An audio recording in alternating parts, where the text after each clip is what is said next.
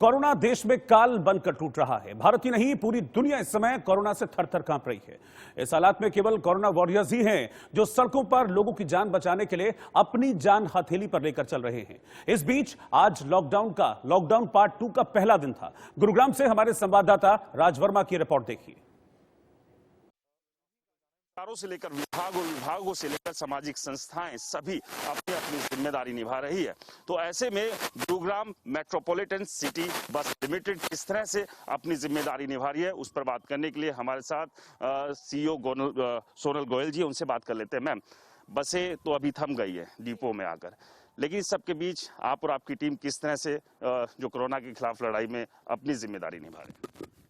देखिए, हमारे पूरे शहर, पूरे देश में ये जो कोविड-19 पेंडेमिक की वजह से जो भी दिक्कत इस वक्त चल रही है, उसमें जीएमसीबीएल गुरुगमन सिटी बस सेवा अपनी पूरी भागीदारी निभा रहा है।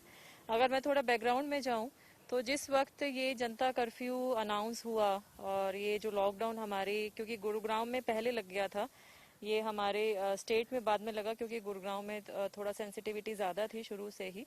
तो उस टाइम में हम इवन तो हमारी बस सेवाएं बंद कर दी गई थी डिपार्टमेंट के निर्देशों के अनुसार, लेकिन हमारी बसेस ने अपनी भागीदारी निभाई है।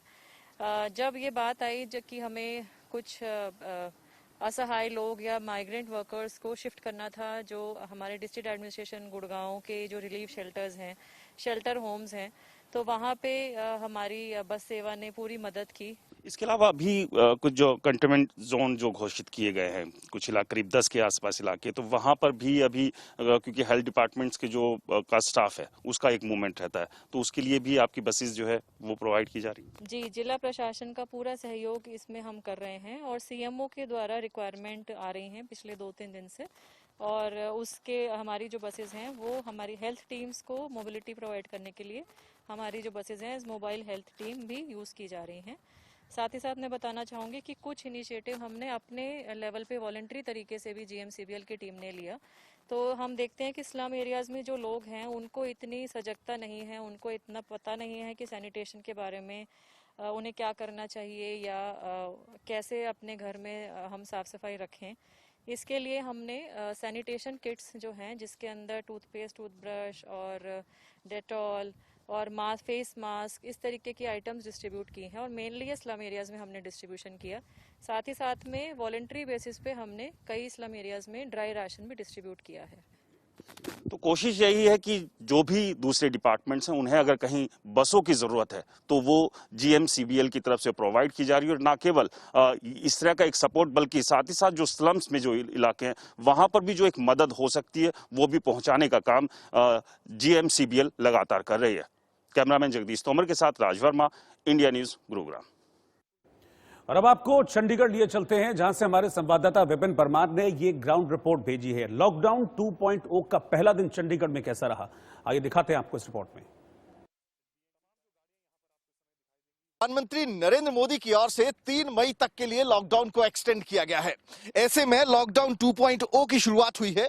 आप देख सकते हैं ये चंडीगढ़ के साथ सटे हुए पंजाब के गांव हैं, जहां पर कटान का काम जो है वो फसल की कटान का काम जोरों पर है, क्योंकि लॉकडाउन 2.0 में कुछ रिलैक्सेशन किसानों को दी गई है कि वो अपनी फसल काट सकते हैं। कटाई के बाद उसकी बुआई, जो आगे की दूसरी फसल की बुआई है, उसे भी कर सकते हैं। आप देख सकते हैं ये गेहूं थोड़ी कच्ची है अभी। मैं कैमरा पर्सन कृष्णा से कहूंगा ये नीचे जो कटी हुई गेहूं है इसको दिखाए। ये थोड़ी कच्ची गेहूं है, लेकिन बाद में मौका ना मिले रिलैक्सेशन, क्योंकि 20 अप्रैल तक तमाम चीजें देखी जाएंगी, व्यवस्थाओं को देखा जाएगा और उसके बाद क्या कुछ रिलैक्सेशन देनी है, किन किन सेक्टर्स में रिलैक्सेशन देनी है, ये तय किया जाएगा। लेकिन फिलहाल की बात करें तो खेती बाड़ी को लेकर, कृषि को लेकर जो है रिलैक्सेशन दी गई। आप देख सकते हैं यहाँ पर जो गड्डियां हैं उन्हें बांध दिया गया है, गेहूं की तैयार गड्डियां जो जिनकी थ्रेशिंग की जाएगी, बाद में गेहूं निकलेगा।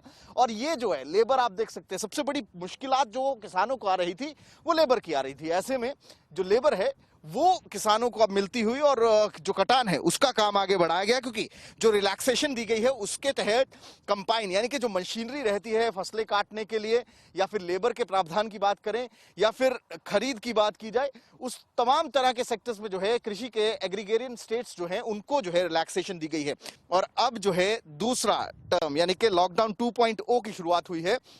जिसके तहत तमाम तरह की रिस्ट्रिक्शंस हैं। लॉकडाउन वैसे ही रहेगा, लेकिन एक सेक्टर है यानी कि कृषि का सेक्टर, किसानों के लिए राहत भरी खबर यह है कि वो अपनी इस फसल को अब काट कर अपने घर मंडियों तक ले जा सकते हैं। कैमरा पर्सन कृष्णा के साथ विपिन परमार, इंडिया न्यूज, पंजाब। और बिहार की राजधानी पटना से हमारे संवाददाता शिवपूजन झा ने यह रिपोर्ट भेजी है। किस तरह से लॉकडाउन 2.0 का पहला दिन रहा, क्या लोग सोशल डिस्टेंसिंग का पालन वहां पर कर रहे हैं या नहीं, जिस सख्ती की बात प्रधानमंत्री नरेंद्र मोदी कर रहे थे वो सख्ती बरती जा रही है या नहीं, लोग मान रहे हैं या नहीं, ये तमाम चीजें जानिए इस रिपोर्ट में। चुका है 70।